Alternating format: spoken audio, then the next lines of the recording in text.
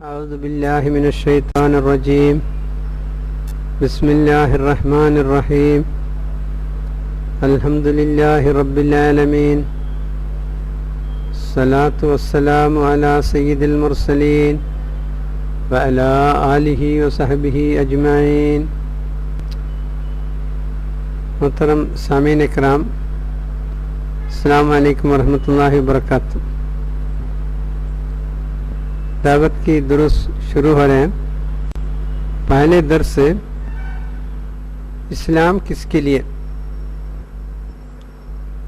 قرآن پاک میں اللہ تعالیٰ انسان کو عبادت کے لیے حکم دیا ہے۔ اعوذ باللہ من الشیطان الرجیم، یا ایھا الناس اعبدوا ربکم الذی خلقکم والذین من قبلکم لعلکم تتقون۔ یعنی وہ لوگوں، تم اللہ کی عبادت کرو۔ یہاں اللہ سبحانہ وتعالیٰ قرآن میں یا ایھا المسلمون نہیں کہا، یا ایھا العرب نہیں کہا، بلکہ یا ایھا الناس، سارے لوگوں، اس کا معنی یعنی آپ صلی اللہ علیہ وسلم کی بعثت کے بعد قیامت کی درمیان کتنے بھی انسان سرزمین میں پیدا ہوگا، وہ سارے انسانوں کے لیے یہ حکم ہے، لوگوں آپ کی پروردگار کی عبادت کرو۔ یہ ہے یعنی عبادت کی حکم جو ہے سارے انسانوں کو دیا گیا ہے۔ یعنی ہندوستان میں 112 کروڑ آبادی ہے، وہ 112 کروڑ آبادی کے لیے بھی یہ حکم ہے، لیکن کیا ہے سارے لوگ یہ جانتے ہیں؟ نہیں جانتے۔ اچھا، دوسرا، آپ صلی اللہ علیہ وسلم جو ہے کس کا نبی ہے؟ ایک ہندو سے پوچھا آپ صلی اللہ علیہ وسلم کس کا نبی ہے، وہ فوراً بولے گا مسلمان کا نبی ہے، مسلمان کا پیغمبر ہے بولے گا۔ عیسائی سے پوچھو، عیسائی بھی بولے گا یہ مسلمان کا پیغمبر ہے۔ مسلمان سے پوچھو آپ صلی اللہ علیہ وسلم کس کا پیغمبر ہے، وہ ہمارا پیغمبر ہے بولے گا۔ لیکن قرآن کیا کہتے ہیں؟ قرآن اس کو تصدیق کرتا ہے نہیں۔ دیکھو قرآن میں اللہ سبحانہ وتعالیٰ بتایا، اعوذ باللہ من الشیطان الرجیم، قل یا ایھا الناس انی رسول اللہ الیکم جمیعا۔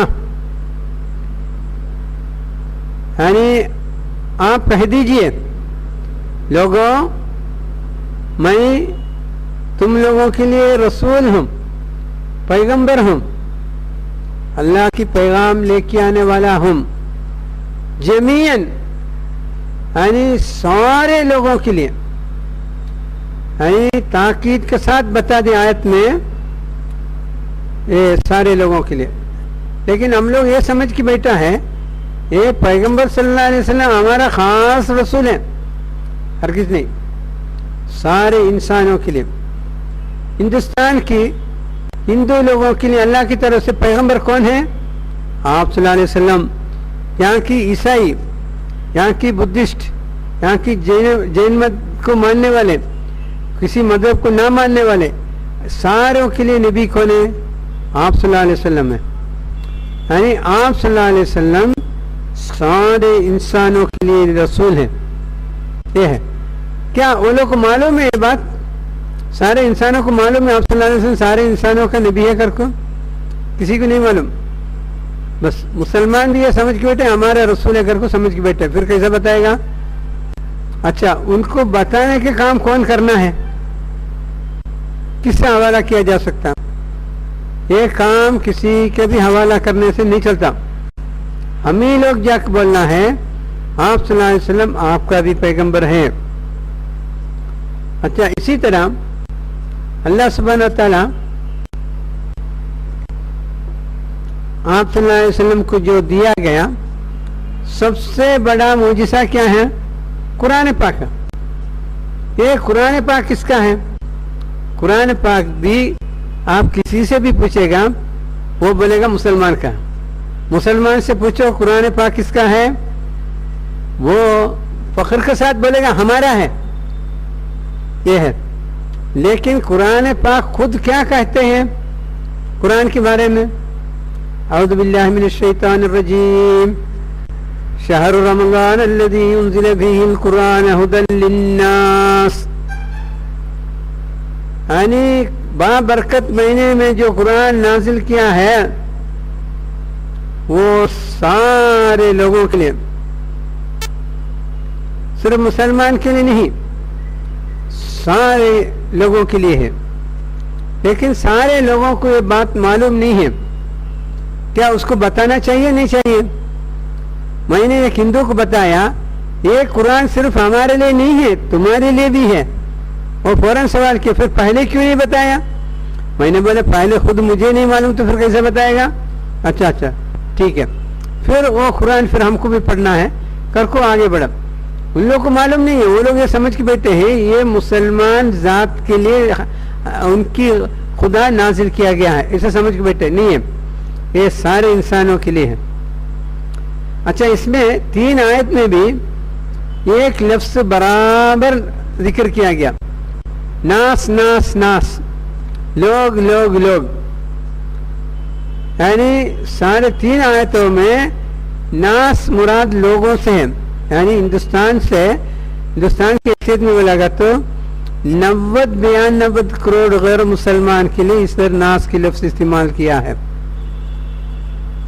تو ابھی امت مسلمہ کو اللہ سبحانہ وتعالیٰ کس لیے فائدہ کیا ہے وہ قرآن میں کیا کہتے ہیں وہ دیکھو. اعوذ باللہ من الشیطان الرجیم، کنتم خیر امت اخرجت للناس. امت مسلمہ کو بھی اللہ سبحانہ وتعالیٰ اس لیے برپا کیا ہے لوگوں کے لیے. یعنی یہ 4 آیتوں میں بھی لوگوں سے مراد کیا ہے؟ وہ غیر مسلمان ہیں. یعنی غیر مسلمان کو اللہ کی تعارف کرانا، آپ صلی اللہ علیہ وسلم کی تعارف کرانا، قرآن کی تعارف کرانا، آخرت کی تعارف کرانا، یہ سارے کام کے لیے اللہ سبحانہ و تعالیٰ اس امت کو پیدا کیا ہے. یہ ہے یعنی ہمارا ڈیوٹی ہے کہ سارے غیر مسلمان کو یہ سنانا. ابھی کیا کرنا ہم لوگ، کون بتائے گا؟ ہاں یعنی امت کا فرض ہے کہ امت کا ہر ایک فرد کا فرض ہے کہ ہم ان کو یہ بات بتانا ہے. یہ قرآن آپ کے لیے بھی نازل کیا گیا ہے. اللہ سبحانہ و تعالیٰ آپ کا بھی خدا، آپ کا بھی رب ہے، اور آپ صلی اللہ علیہ وسلم آپ کا بھی رسول ہے. قرآن سب کے لیے ہے.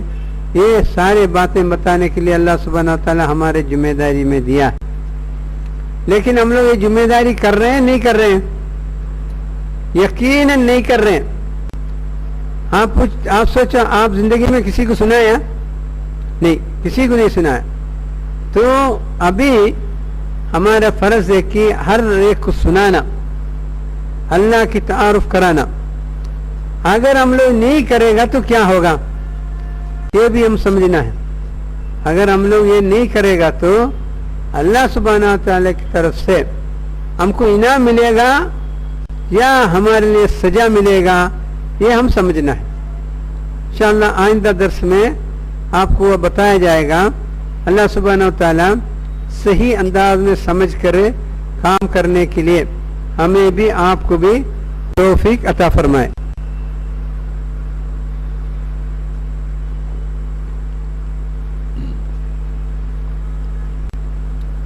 اعوذ باللہ من الشیطان الرجیم، بسم اللہ الرحمن الرحیم، الحمد للہ رب العالمین، والصلاة والسلام علی اشرف المرسلین وعلی آلہ وصحبہ اجمعین، اما بعد. محترم سامعین، ابھی آپ کا سامنے درس ہے عذاب الہی. جو دعوتی کام نہیں کرے گا اس کو اللہ سبحانہ و تعالی اس زمین میں ہی عذاب دے گا. یہ بات ہم کو سمجھ میں آنا ہے. امت مسلمہ کا دو حالت قرآن پاک میں بیان کیا ہے. ایک حالت ایسا ہے اعوذ باللہ من الشیطان الرجیم وَلِلَّهِ الْعِزَّةُ وَلِرَسُولِهِ وَلِلْمُؤْمِنِينَ. عزت اللہ کے لیے ہے, رسول کے لیے ہے, مومنوں کے لیے ہے. سورہ نمبر 63 آیت نمبر 8 ہے.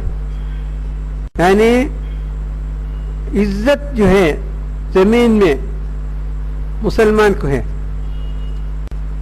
اور دوسرے جگہ قرآن میں مسلمان کی دوسرا ایک حالت بتایا.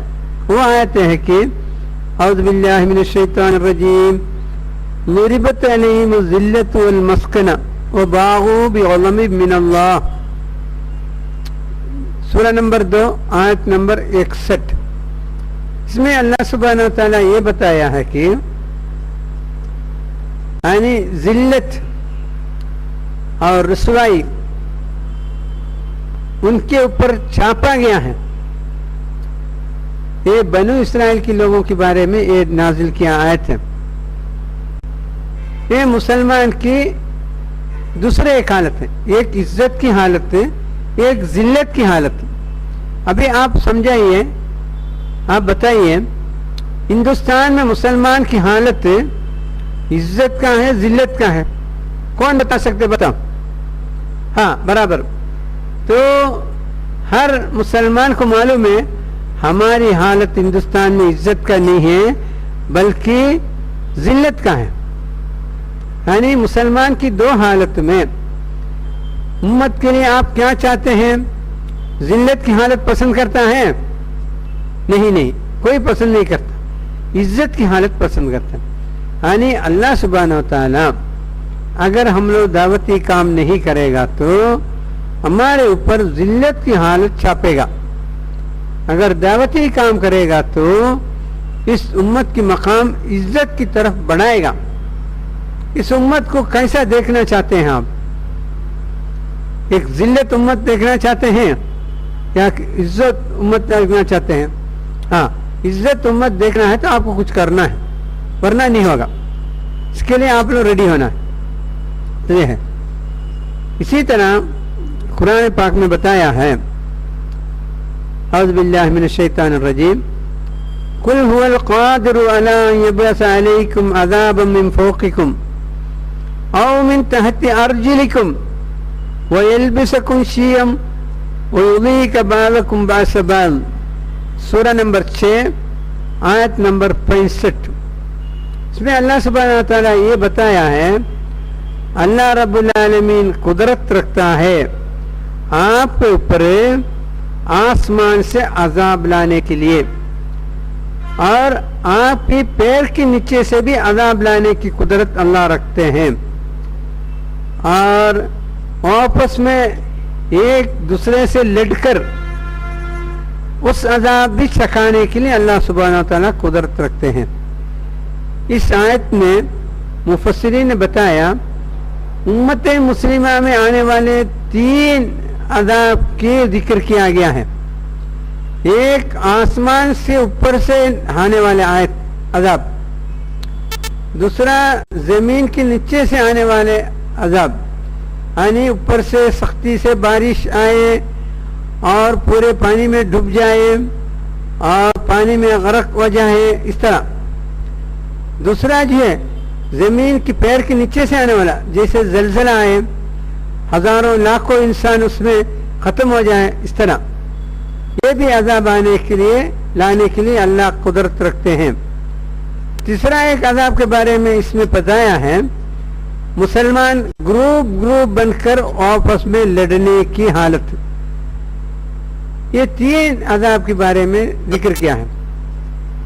مفسرین کا کہنا ہے پہلے 2 عذاب اس امت پر نہیں لایا جائے گا, کیونکہ آپ صلی اللہ علیہ وسلم نے اللہ سے دعا کیا یا اللہ ہمارے امت کے لیے عذاب نہیں لانا. وہ قبول کرنے کی وجہ سے وہ 2 عذاب نہیں آئے گا. تیسرا عذاب جو ہے ضرور آ سکتے ہیں. یعنی گروپ بن کر آپس میں لڑنے کی عذاب. تو اس کے تعلق سے امام مسلم کی روایت کیا ہوا ایک حدیث ہے, اس کا بات ایسا ہے, سألت ربی ثلاثا, آپ صلی اللہ علیہ وسلم فرماتے ہیں میں میرے رب سے 3 چیزیں طلب کیا میرے امت کے لیے. آتانی سنتین, یعنی 2 ہمارے دعا اللہ سبحانہ وتعالی قبول کیا, ومنعنی واحدہ, 1 کو اللہ سبحانہ وتعالی قبول نہیں کیا, رد کیا. سألت ربی ان لا یہلک امتی بالسنہ, یا اللہ میرے امت کو کھانسالی کے عذاب سے تم ختم نہیں کرنا. ایک آدمی کھانسالی کی وجہ سے مرنا یہ اس کے آیت حدیث کے مطابق نہیں ہے, سارے امت ختم ہونے کی بات کر رہے ہیں یہاں. ایسی ہمارے امت کو کھانسالی میں ڈبا کر ختم نہیں کرنا. فاتانیہا, اللہ سبحانہ وتعالی اس کو قبول کیا. وسألت ان لا یہلک امتی بالغرق, یا اللہ میرے امت کو پانی میں ڈبا کر تم ختم نہیں کرنا. ایک آدمی پانی میں ڈب کے مرنا اس کے لیے نہیں ہے, پوری امت ختم ہونے کی بات ہے حدیث میں. فآتانیہا, اللہ سبحانہ وتعالی اس دعا کو بھی منظور کر لیا. تیسرا اللہ کے رسول صلی اللہ علیہ وسلم یہ دعا کیا, وسألتہ ان لا یجعل بأسہم بینہم, یعنی ہم کو آپس میں لڑانے کی عذاب تم نہیں لانا. آپس میں ایک گروپ دوسرے گروپ سے لڑ کر ختم ہونے کی عذاب, تاریخ میں مسلمان ختم ہوا ہے ایسا, ویسے عذاب ہمارے لیے نہیں لانا. اللہ سبحانہ وتعالی وہ دعا قبول نہیں کیا. ومنعنیہا, یعنی اللہ سبحانہ وتعالی وہ دعا کو رد کر دیا, یعنی آپس کا لڑائی اس امت میں عذاب کی شکل میں جاری رہے گا. یہ ہے رواہ مسلم نے روایت کیا ہے. ابھی آپ لوگ یہ سوچنا ہے ہندوستان کی امت کے اندر اس میں کسی عذاب ہے آج؟ کون بتا سکتے ہیں؟ ہاں برابر ہاں, یعنی آج امت کے اندر وہ تیسرا عذاب ہے, یعنی آپس میں لڑائی کرنا. یہ ہے اس کی ذریعہ اللہ سبحانہ تعالیٰ اس امت کو ختم کر سکتی ہے. یہ بات اس میں آیا حدیث میں. اور ایک حدیث میں اللہ کے رسول صلی اللہ علیہ وسلم فرمایا ہے, والذی نفسی بیدہ لتأمرن بالمعروف ولتنہون عن المنکر او لیسلطن اللہ علیکم شرارکم ثم یدعو خیارکم فلا یستجاب لہم. ترمذی نے روایت کیا ہے, والذی نفسی بیدہ, میرا جان کس کے ہاتھ میں ہے اس سے میں قسم کھاتا ہوں. یعنی آپ صلی اللہ علیہ وسلم قسم کھانے والے حدیث جو ہے بہت زبردست رہتے ہیں. تو ایک زبردست حدیث میں شامل ہے, کیا ہے؟ لَتَأْمُرُنَّ بِالْمَعْرُوف, یقیناً آپ لوگ یعنی نیکی کی حکم دے گا ہی.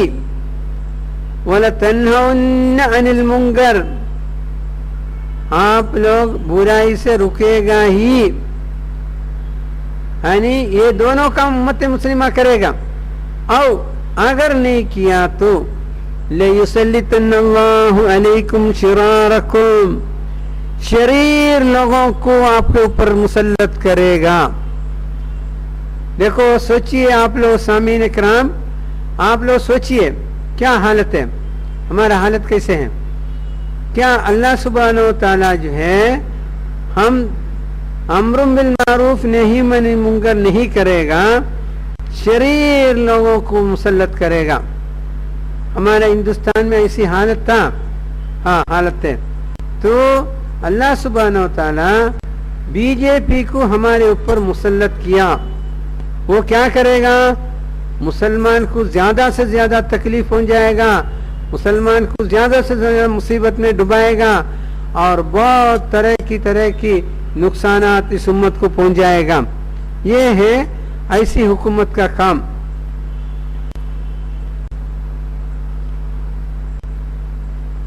ایسی حالت میں آپ کیا کرے گا؟ یعنی سارے مصیبتیں آپ کے اوپر اتر گیا تو آپ کیا کرے گا؟ تب آپ اللہ سے دعا کرے گا. اور کیا کرے گا؟ اللہ سے دعا کرے گا. اس حالت میں اللہ سبحانہ وتعالی کہا ہے ثم يدعو خياركم فلا يستجاب لهم. اس وقت تم میں سے پرہیزگار لوگ، متقی لوگ اللہ سے دعا کرے گا کہ اللہ اس مصیبت سے ہمیں بچاؤ، لیکن اللہ سبحانہ وتعالی اس حالت میں پرہیزگار لوگوں کا دعا قبول نہیں کرے گا.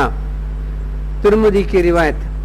یعنی عام انسان کا نہیں، عام مسلمان کا نہیں، اللہ سے قریب بندوں کا بھی، یعنی اللہ کی عذاب نازل ہونے کی بعد دعا کرے گا وہ قبول نہیں کرے گا. یہ ہے اللہ سبحانہ آپ صلی اللہ علیہ وسلم کی کہنا. آپ سوچو ہمارے اوپر ایسے کوئی مصیبت آیا کبھی؟ 1992 میں کیا ہوا؟ 1992 میں بابری مسجد کو ختم کرنے کے لیے کوشش کیا گیا. پورے ہندوستان کی مسلمان دعا کیا. کیا اللہ دعا قبول کیا؟ نہیں. اللہ دعا قبول نہیں کرے گا کر کو آپ صلی اللہ علیہ وسلم بولنے کی وجہ سے ہرگز اللہ سبحانہ وتعالی دعا قبول نہیں کرے گا. سارے ہندوستان کے مسلمان نہیں بلکہ دنیا کے مسلمان دعا کیا. حرمین شریفین کے مسلمان دعا کیا، اور حرمین شریفین جسے مقام ہے دعا قبول کرنے والے مقام پر دعا کیا. اور دعوت لیلۃ القدر کی تاخیرات میں مسلمان دعا کیا. دنیا کے مسلمان یعنی دعا قبول ہونے والے اوقات میں دعا کیا، لیکن اللہ سبحانہ وتعالی قبول نہیں کیا. کیوں؟ آپ صلی اللہ علیہ وسلم پہلے سے کہہ دیا اس حالت میں اللہ سبحانہ وتعالی ولا یستجاب لهم، یعنی آپ کی دعا کو اللہ سبحانہ وتعالی ہرگز قبول نہیں کرے گا کر کو آپ صلی اللہ علیہ وسلم بولنے کے بعد اللہ قبول کرے گا؟ ہرگز نہیں کرے گا. یہ بات مسلمان سمجھنا چاہیے. تو یہ ہے یعنی ہمارے غلطیوں کی وجہ سے اللہ سبحانہ وتعالی ہمارے اوپر ایسے عذاب نازل کیا ہے، یہ ہم سمجھنا ہے. اس عذاب سے بچنے کے لیے ہم اللہ سے دعا کرے گا تو اللہ سبحانہ وتعالی یعنی ہمارا دعا قبول نہیں کرے گا. ایسے قرآن پاک میں کئی واقعات ہیں. یعنی ایک طرف قرآن پاک میں یہ بتایا گیا اعوذ باللہ من الشیطان الرجیم ان الذين يكتمون ما انزلنا من البينات والهدى من بعد ما بيناه للناس في الكتاب اولئك يلعنهم الله يلعنهم اللائنون. اللہ کی طرف سے جو کتاب نازل کیا گیا واضح دلیل کے ساتھ اور ہدایت کے ساتھ، اس کے بعد وہ لوگوں کے لیے نازل کیا گیا، اس کے بعد جو لوگ اس کو چھپائے گا تو ان کے اوپر اللہ رب العالمین کا لعنت ہوگا، اور لعنت کرنے والا بھی لعنت کرے گا، یعنی فرشتے بھی لعنت کرے گا. یہ آیت یعنی بنو اسرائیل کی علماء کے لیے نازل کیا گیا ہے. وہی غلطی امت مسلمہ کرے گا تو ان کے لیے بھی آیت بالکل ثابت ہے. یہ ہم سمجھنا ہے. تو اللہ کی لعنت یہ ہم سمجھنا. ابھی یہاں کیا کیا بتایا ہے؟ یہاں جو بتایا ہے ایک ذلت بتایا، اور دوسرا جو بتایا اللہ سبحانہ وتعالیٰ کی عذاب یعنی آپس کی جھگڑا لڑائی بتایا. ابھی جو بتایا ہے لعنت بتایا ہے. یہ سارے عذاب میں اس امت یہاں یعنی اس امت ڈوبے ہوئے ہیں، اس حالت میں ہے. اللہ سبحانہ وتعالیٰ جو ہے امت مسلمہ کو عذاب دے گا جب اللہ کی فرمان کے مطابق وہ لوگ اپنے فریضے کو انجام نہیں دیا تو. بنو اسرائیل میں ایسی بڑی مصیبتیں اللہ سبحانہ وتعالیٰ نازل کیا ہے، اس کے بارے میں قرآن میں بتایا ہے. تو بنو اسرائیل کو جو ہے تو ایک قوم کے بارے میں بتا رہے ہیں، سورہ نمبر 7 آیت نمبر 163. اعوذ باللہ من الشیطان الرجیم واسألهم عن قرية التي كانت حاضرة البحر إذ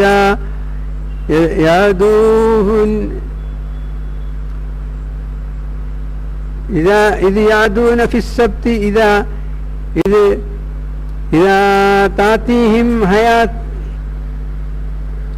تأتيهم حيتانهم يوم سبتهم شرعا ويوم لا يسبتون. اس میں بنی اسرائیل کے بارے میں بتایا گیا ہے. تو یہ جو ہے اللہ سبحانہ و تعالیٰ کی عذاب میں مبتلا کیا ہے. تو اسی عذاب قرآن میں بہت سے سارے آپ کو ملے گا. تو اس لیے جو ہے اس امت اپنے فریضے کو انجام نہیں دے گا، اللہ سبحانہ و تعالیٰ عذاب میں ہمیں مبتلا کرے گا.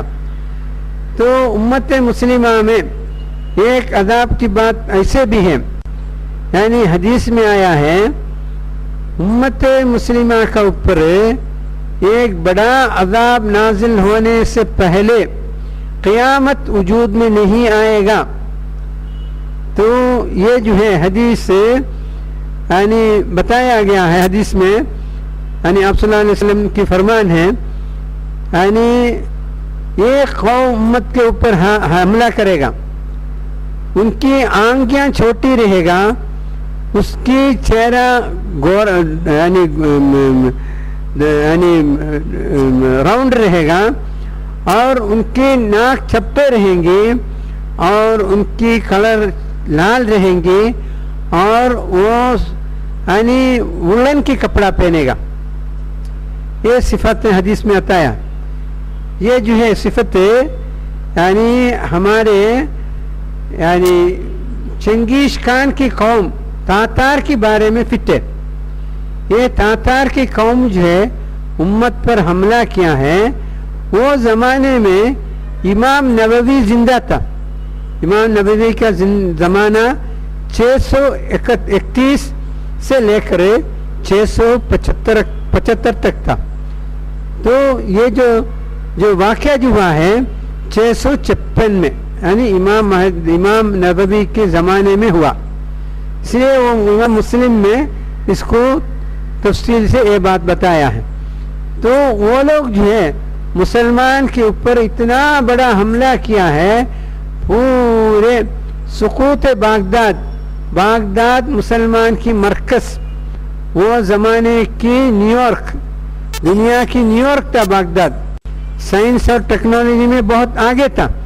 یعنی بغداد میں سورج غروب ہوتے وقت ایک مصنوعی چاند یعنی طلوع ہوتا ہے.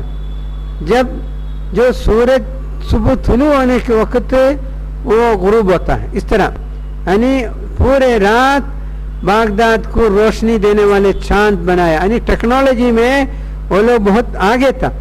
ایسی حالت میں اللہ سبحانہ و تعالیٰ جو ہے اس امت کو پورے کے پورے ختم کر دیا. یعنی لکھنے والے لکھے ہیں، یعنی اس زمانے میں یعنی بغداد میں 20 لاکھ لوگ تھے. وہ 20 لاکھ کو بھی ایک دم سر علیحدہ کر دیا گیا. تاتار کی فوج آ کے مسلمان کی سر علیحدہ کر دیا گیا. یعنی تاریخ میں لکھنے والے لکھے ہیں بغداد کی شہر میں جو گھوڑا چلتے تو مسلمان کی خون گھوڑے کی پھیر سے لگ کر دیواروں میں خون ایسے بگتے تھے. اور فرات اور دجلے کی فرات کے اندر مسلمان کی خون سے پانی کے رنگ لال ہوا ہے. یعنی 20 لاکھ مسلمان کو ایک دم ختم کیا گیا ہے. یہ اللہ کی عذاب ہے. تو اللہ سبحانہ و تعالیٰ جو ہے ایسی لوگوں کے اوپر، اللہ کی نافرمان کرنے والے لوگوں کے اوپر اللہ سبحانہ و تعالیٰ عذاب نازل کرے گا ہی. یہ تاریخی واقعہ ہے. قرآن کی دلیلات، حدیث کی دلیلات، تاریخی واقعہ بھی ہمیں پاس ہے۔ اسی طرح اسپین کے مسلمان کو بھی اللہ سبحانہ و تعالیٰ ختم کر دیا، یہ بھی آپ کے سامنے ہے۔ اسپین کی مسلمان کو پہلے آپس میں جھگڑا لڑائی میں مبتلا کیا، پھر جو ہے مسلمان کی دشمن عیسائی فوج داخل ہو گیا اور کچھ مسلمان کو ساتھ میں لے کے کچھ مسلمان کو ختم کیا گیا، اور آخر جو ہے جس نے ساتھ دیا اس کو بھی ختم کیا، اور پورا جو ہے اسپین میں مسلمان کو ختم کیا گیا ہے۔ یہ ہمارے تاریخ میں دو بڑے واقعہ ہے۔ یہ دو بڑے واقعہ سے ہم کو یہ بات ثابت ہوتا ہے، یعنی ہم لوگ اگر دعوتی کام نہیں کرے گا، اللہ سبحانہ و تعالی ہمارے اوپر بڑے بڑے عذاب لا کر اس امت کو ختم کرے گا۔ ہندوستان کے حالات میں ہم کس طرف جا رہے ہیں؟